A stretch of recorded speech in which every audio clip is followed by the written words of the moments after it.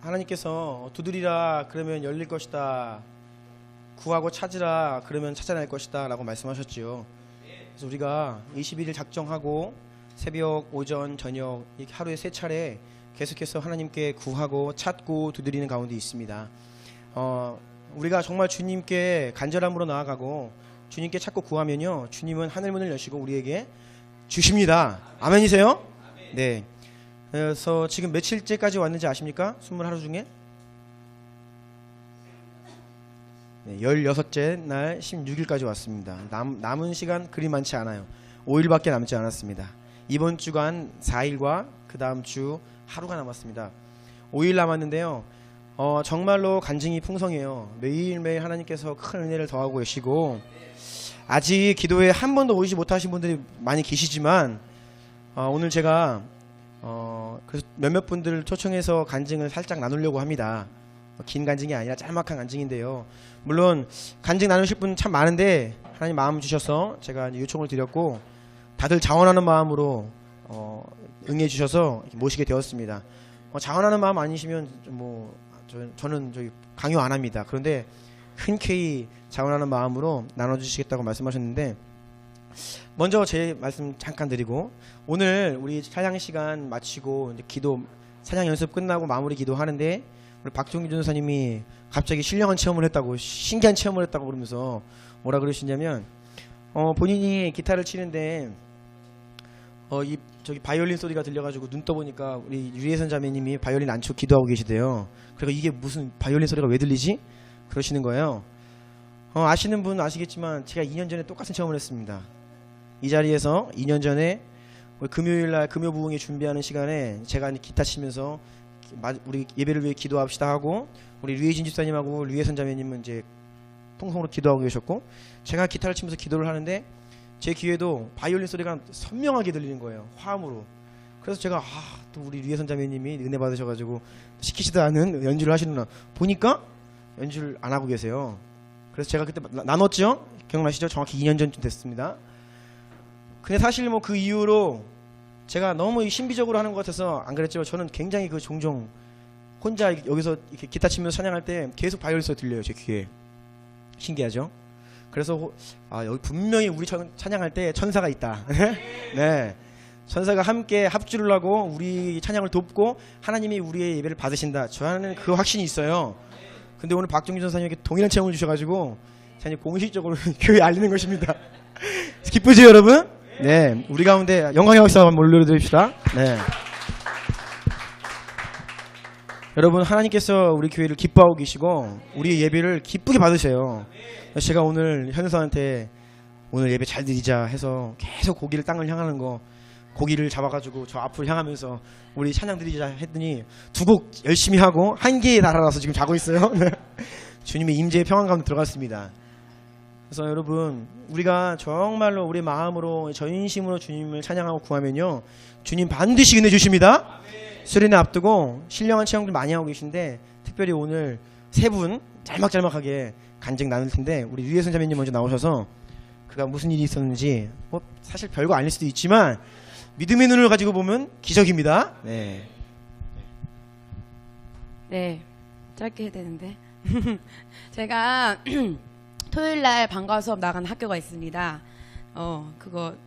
이것도 주님의 은혜로 이제 바이올린 수업이 아니고 제가 오케스트라 지휘를 해요. 애들 한 3, 40명 노는데 지휘를 하는데, 그 학교를 제가 작년 6월부터 나가기 시작했는데, 학교가 원래 연준 계획이 이렇게 나오고, 학교가 그런 거 되게 철저하더라고요. 그래서 제가 작년에 6월부터 했는데 12월에 여행 간다고 제가 한 번 빼먹는다고 얘기했다가 엄청 협박당하고, 내년에 재계약을 안 하겠다는 등 막 이렇게 엄청 얘기를 많이 들었어요. 그래서 제가 너무 당황스러워가지고 작년 겨울에도 이제 어떻게 6월 달부터 한 번도 안 빠지고 한 번 빠진다고 이렇게 스케줄을 하는데 학교에서 이런 반응이 올 수 있냐, 제가 거기 악기 선생님들이 다 저희 학교 후배들이거든요. 그래서 얘기했더니 그 후배가 자기 여기 2년 동안 나왔는데 한 번도 안 빠졌다는 거예요, 매주 토요일 날.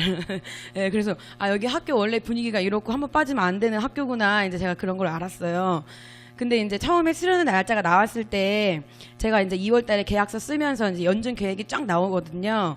뭐 언제 토요일은 수업이 있고 언제 토요일은 수업이 없고 뭐 언제는 방학식이니까 이날을 연주를 하고 이제 그게 나오는데 이 학교가 제가 오케스트라 지휘하면서 1년에 한 번 연주가 있어요. 그러니까 방학식 날, 여름 방학식 날 한 번 연주를 제가 지휘를 하고 그다음에 이제 가을쯤에 이제 대회를 나가는데 오케스트라 그 음악 대회를 나가는데 그거는 제가 지휘를 안 해요. 그거는 학교 선생님만 지휘를 할 수 있게 돼 있어서 외부 강사들이 와서 지휘를 하면 돈 주고 이제 좋은 지휘자들 데리고 올 수 있으니까 학교 선생님만 그 발표 대회는 지휘를 할 수 있어서 가지고 공식적으로 제가 지휘하는 대회는 1년에 한 번 그 방학식 날 연주인 거예요.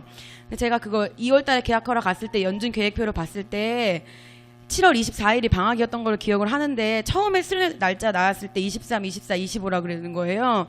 그래서 제가 그때 리더 모임 할 때도 24일 나 연주인 것 같은데 제가 딱 그랬어요. 그리고 집에 가서 확인을 해보니까 아니나 다를까 7월 24일이 방학식 날 연주인 거예요. 그래서 1년에 한 번 연주하는데 이거를 학교에 대해 어떻게 얘기를 해야 될지 뭐 잘리면 그만이고 뭐 그냥 이렇게 해도 되는데 또 크리스천으로서 또 수련회 때문에 그걸 또 이렇게 무심하게 또 그냥 안 하고 그냥 자르세요 그냥 가는 것도 아니잖아요. 그래서 내가 이걸 안 하고 수련회를 가고 싶은데 하나님 내가 어떻게 지혜롭게 이거를 학교에 잘 얘기를 하고 또 내가 이걸 얘기했을 때 학교가 또 어떻게 나를 이해해주고 할 것인지 제가 고민을 되게 많이 하면서 기도를 했어요. 그리고 메르스가 바로 터지기 그 전주에 제가 매달 그 학교 그 수업 지도안 학습 지도안 그거 메일을 그 방과 후 코디네이터 선생님께 보내는데 그 메일을 보내면서 제가 짤막하게 그 길게도 안 썼어요. 짤막하게 한 두세 줄 선생님 뭐 죄송하지만 제가 23, 24, 25 교회 수련회가 잡혀서 24일 방학식 연주를 못하게 될 것 같은데 어떻게 해야 될지 모르겠습니다. 막 이러면서 제가 그냥 짤막하게 그냥 그때 수련회랑 겹친다 이제 그거를 학교에 알린 거예요. 그리고 답장이 없었어요. 그리고 나서 메르스가 터졌어요. 메르스가 아주 심각하게 터져가지고 제가 나간 학교가 거기 화성 평택 바로 옆에 거기거든요. 그래서 그 학교는 되게 심각하게 한 2, 3주 쉬었어요, 애들. 그리고 그 학교는 지금도 열을 재요. 제가 어저께 학교 갔는데 열 재고 들어가라 그러더라고요. 아직도 거기는 너무나 그런 거 되게 조심히 하더라고요. 그래가지고 메르스가 터졌어요. 그리고 저한테 답장이 온 건 없었어요, 메일이. 그리고서 이제 메르스가 터져가지고 뭐 2, 3주 동안 학교 쉬니까 방과 후 수업도 없다고 그렇게 메일이 와서 이거 제가 느낌상 이거 한 2, 3주 쉬는 거 보니까 방학이 뒤로 가겠다.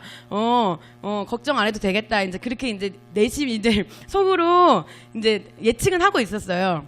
근데 이제 메르스가 좀 잠잠해지고 한 2, 3주 쉰 다음에 제가 이제 첫 번째 이제 학교에 갔는데 방과후 코디 선생님이 계시고 그 위에 방과후 부장님이 계세요. 방과후 코디 선생님은 그냥 방과후 코디를 위해서 시간당 나오시는 그 선생님이시고 그 위에 방과후 부장님은 학교 선생님이세요. 그러니까 뭐든지 제가 메일을 보내면 방과후 코디 선생님이 부장님께 보고를 하고 부장님이 이제 오케이 하면 이렇게 되는 거예요. 그리고 제가 부장님을 참 뵙기 어려운 분이에요. 제가 계약서 쓰러 갈 때하고 뵙기 어려운 분인데 그날은 이제 당신이 방과후 담당이고 또 메르스 때문에 너무 하고 또 강사들 때문에 또 이게 균이 오고 또 누가 메르스 걸렸다고 하면 안 되니까 책임감이 나오신 것 같아요.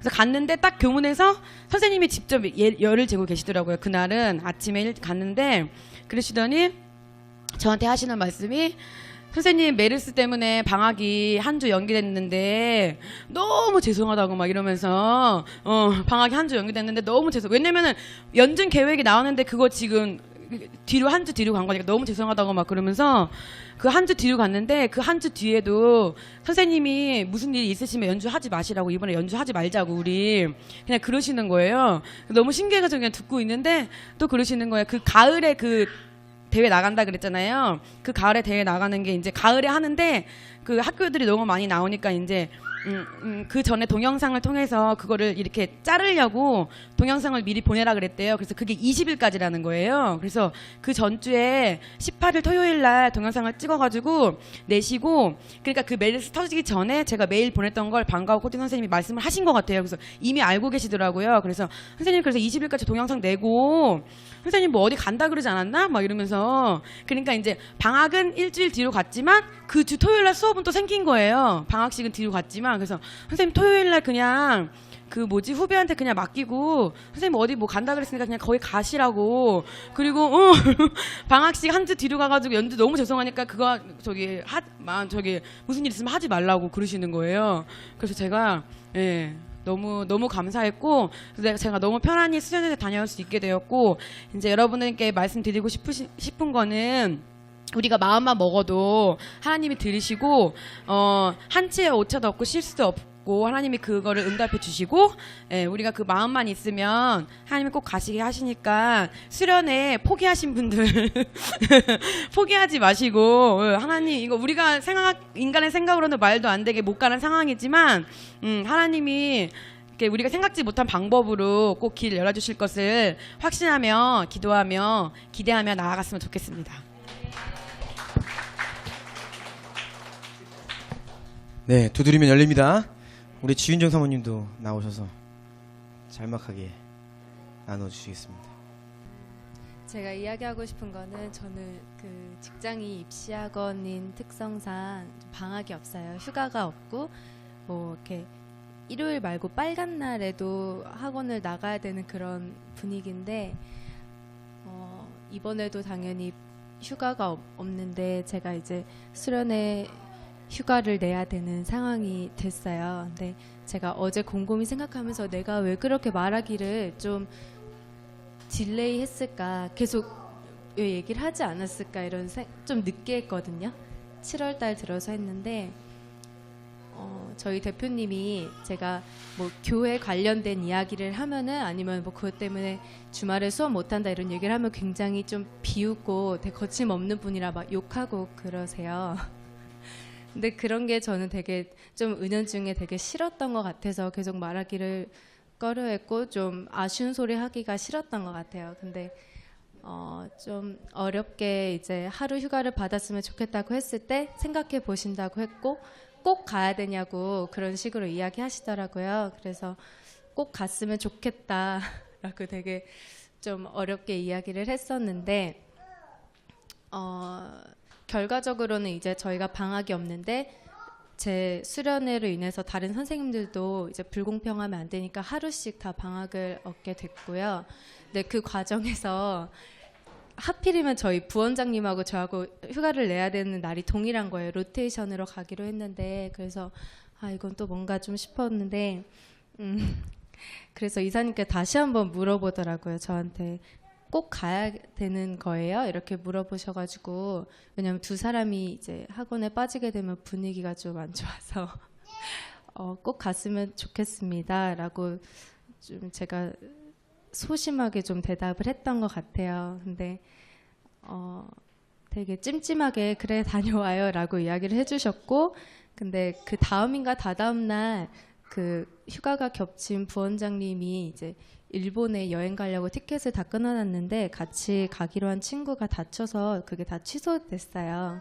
그래서 제가 좀 마음 편하게 다녀올 수 있게 돼서 되게 은혜라고 생각해서 나누고 싶었습니다.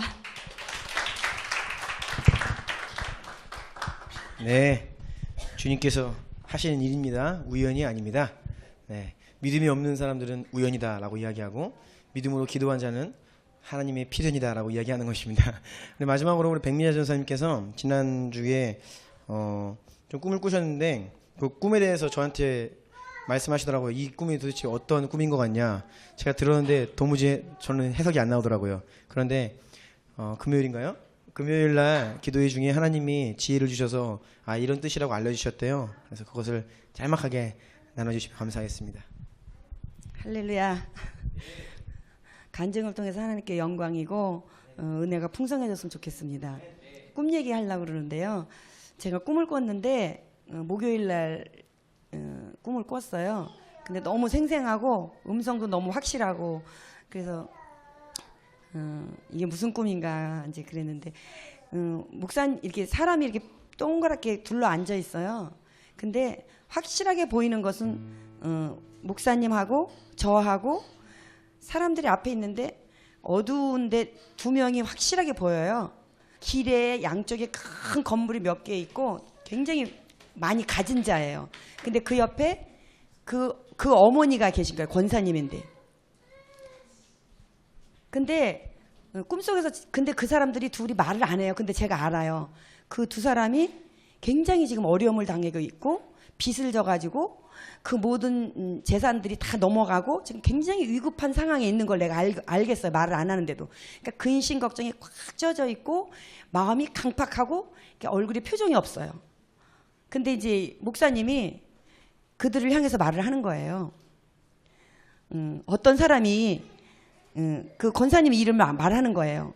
그 일을 하는 거예요. 이 얘기를 하시는 거예요. 어떤 분이 나한테 돈을 줬는데 이 돈을 우리 교회를 위해서 쓰라고 그랬는데 우리 교회는 돈이 필요 없다.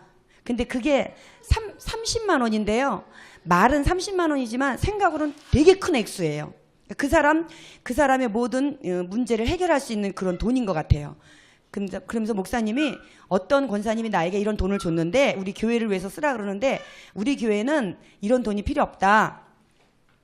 근데 나는 개척교회를 하고 있지만 딱 목사님이 두 마디를 하시는 거예요. 그게 쟁쟁해요. 나는 너무 행복하고 나는 너무 즐겁다. 딱 두 마디를 하시는 거예요. 그래서 그들에게 내가 이 돈을 당신들에게 줄 테니까 이 돈을 써라. 그렇게 얘기를 하는 거예요. 근데 그 사람들은 그 돈이면 다 해결이 되고 다 되는데도 아무 기쁨도 없고 감사도 없고 그냥 말도 없고 고맙다 감사 이런 말도 없고 그냥 캄캄하고 얼굴이 어둡고 마음이 그냥 강팍하고 즐거움도 없고 그런 거예요. 목사님이 그 돈을 준다고 그러는데도. 그리고 저는 옆에서 하는 말이 속으로 말은 안 하고 목사님 저렇게 돈 주면 안 되는데 차용소를 써야 되는데 저 뭐 돈 줬다고 뭘 해야 되는데 저 사람이 만약에 저렇게 빚에 다 넘어가고 나중에 돈을 못 갚으면 어떡하나 막 그런 걱정을 막 하고 있는 거예요. 그리고 이제 목사님한테 돈 준 사람 이런 꿈을 딱 꾼 거예요. 그리고 깨어났어요. 도대체 이게 무슨 꿈인가. 근데 한 가지는 알겠어요. 나는 아직도 세상 다 버리고 인간적인 거 다 계산하는 거 다 버리고 하나님 앞에 다 맡겼다고 그러면서도 내 모습을 본 거예요. 내가 아직도 이렇게 인간적으로 계산을 하고 아직도 이렇게 사람의 생각을 하고 있구나. 내 모습을 본 거예요. 그래서 막 회개를 했어요. 그러고서 이제 그때부터 계속 하나님 이게 무슨 꿈입니까? 계속. 그래서 금요일 날 이제 새벽 나왔지요. 점심 때 10시 기도회 했죠. 근데 말씀이 없으세요. 하나님 이게 무슨 꿈이에요? 분명히 무슨 꿈인 것 같은데요. 그래서 이제 금요 저녁 기도회를 하는데 딱 하나님이 말씀을 주시는 나에게 이렇게 생각을 이렇게 그 풀이를 해주시는데 무슨 풀이를 해주시냐면 그 목사님에게 돈을 준 사람 있잖아요. 우리 주나님교회 돈을 쓰라고 그 사람은 이제 돈을 전달한 조달자고 목사님은 이 너무 기쁘고 감사하고 감격에 차 있고 그러니까 목사님이 너무너무 기쁜 거예요. 막 그러면서 외치는 거예요. 두 마디를. 근데 그게 너무너무 성령 충만하고 너무 좋은 거예요. 그리고 그 한 사람 그 앞에 돈 많이 가진 사람 근데 이제 망해가고 막 굉장히 위기에 있는 사람 그 사람과 그다음에 네 사람의 종류다. 주나인교회 네 사람의 종류가 있는데 말씀을 안 하시는데 내 마음속으로 깨달아지는 거예요. 네 사람의 종류가 있는데 하나는 주나인교회에 재정으로 조달해주는 조달자. 그 다음에 지금 나자르 기도회를 하고 있는데 너무 기쁘고 감사하고 행복한데 그걸 누리는 자. 하나는 모든 문제를 다 해결해주고 그 사람의 모든 걸 다 해결해주는데 감사하지 못하고 기뻐하지 못하고 그냥 마음이 너무 완악하고 그냥 해주는데도 그냥 근심 걱정으로 이렇게 있는 자. 그 다음에 저는 아직도 인간적인 계산으로 무슨 말을 하면 기도회 하면 아직도 그럴까 저럴까 계산하고 안 되는데 인간적으로 이렇게 하는 네 종류의 사람을 하나님이 딱 말씀하시는 거예요. 그래서 제가 너무너무 감사했어요. 그래서 여기 막 급하게 막 나와서 막 애기 안고 막 얘기를 했는데 저는 이 나자르 기도회 시작하면서부터 하나님 앞에 기도 중에 하나님이 나자르 기도회는 너희들이 정한 게 아니라 내가 정한 거다. 그렇게 말씀하셨고 또 환상 중에 기도 중에 굉장히 우리 교회가 잔치가 벌어지고 있는 거예요. 그런데 잔치가 벌어지는 환상을 받고 또 이 나자르 기도회를 통해서 수련의 그 문제도 있지만 앞으로 우리 교회가 부흥을 하는데 부흥을 하기 위한 그 준비를 하는 과정이다. 그렇게 말씀하시는 거예요. 분명히. 그러면서 저한테 뭐라 그러냐면 다 함께 해야 된다. 한 사람이라도 놓치면 안 되고 특히 남자셀 그 얘기를 하시는 거예요. 그래서 전 너무 놀랐어요. 이렇게 기도의 분위기로 가고 이렇게 부흥을 위해서 하나님이 준비시키는데 몇 사람 가는 게 아니라 다 가기를 원하신다 그러는 거예요. 그래서 그 꿈을 금요일 날 저녁에 그래서 너무너무 감사한 거예요. 그래서 이 나자르 기도 21일간은 정말 하나님이 첫날부터 저에게 분명한 축복을 주셨고 분명한 은혜를 약속해 주셨어요. 그래서 저는 21일 동안 하나님이 큰 역사와 은혜를 주실 줄로 저는 분명히 믿어요. 그래서 여러분들 네 사람 중에서 여러분들 누구의 어디에 속하시겠습니까? 뭐 기도하시면서 저는 회개를 많이 했습니다. 이상입니다. 네, 제 생각에는 그 꿈속에 나온 특정 인물은 실제와는 상관이 없습니다. 네, 하나님께서 비유를 이제 보여주신 겁니다. 그래서 여러분 성경에도 네 가지 마음밭이 나오고 항상 언제나 성경 하나님의 신령한 역사는 언제나 있었지만 거기에 반응하는 자는 소수였습니다. 꼭 기억하십시오. 그래서 우리가 계속해서 함께 기도하고 있는 것은 우리 교회가 하나님께서 지금 은혜를 부어주시고 저게 무슨 말인가 뭐 은혜가 뭐 얼마나 있길래 여러분 정말로 하나님께서 지금 역사하고 계시고 일하고 계시고 우리 교회 가운데 영적인 세계에서 이미 부흥이 일어나고 있고 우리 가운데 체질이 변화되고 있는데 여러분 여기 함께 편승하셔서 우리가 한 마음으로 나아가기를 원합니다. 그래서 우리 모두가 기뻐하고 즐거워하고 그 영광스러운 그 직분들을 우리가 누리고 이 교회에 주어지는 하나님의 그 은혜가 모든 지체들 가운데 개인의 삶 가운데도 부어지기 축복합니다.